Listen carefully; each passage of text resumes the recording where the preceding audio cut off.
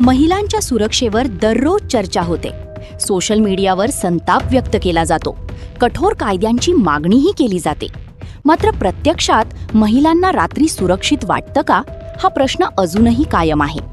हैदराबादच्या मल्काजगिरीच्या पोलीस आयुक्त बी सुमती यांनी याच प्रश्नाचं उत्तर कृतीतून शोधण्याचा प्रयत्न केला. त्यांनी मध्यरात्री सामान्य महिलेचा वेश धारण करून बसस्टॉपवर उभं राहत शहरातील वास्तव स्वतः अनुभवण्याचा निर्णय घेतला.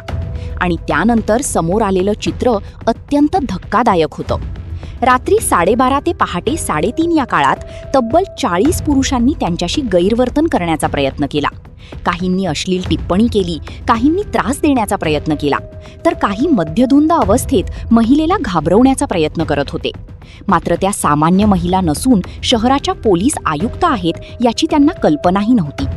या कारवाईनंतर अनेकांना धक्का बसला, पण त्याचवेळी समाजातील महिलांविषयीची मानसिकता किती गंभीर पातळीवर बिघडली आहे हेही पुन्हा समोर आलं. बी सुमती यांनी या घटनेनंतर अत्यंत महत्त्वाचं विधान केलं की केवळ शिक्षा करून मानसिकता बदलत नाही, समाजात धाक आणि जबाबदारीची भावना निर्माण झाली पाहिजे. महिलांविरोधातील गुन्ह्यांची सुरुवात अनेकदा अश्लील टिप्पणी, विनोद किंवा सार्वजनिक ठिकाणी होणाऱ्या छोट्या त्रासातूनच होते आणि समाज त्याकडे दुर्लक्ष करत राहतो. नंतर हाच प्रकार मोठ्या गुन्ह्यांमध्ये बदलतो. त्यामुळे महिलांच्या सुरक्षेचा प्रश्न हा फक्त पोलिसांचा नसून संपूर्ण समाजाचा आहे, हे या घटनेने अधोरेखित केलं आहे.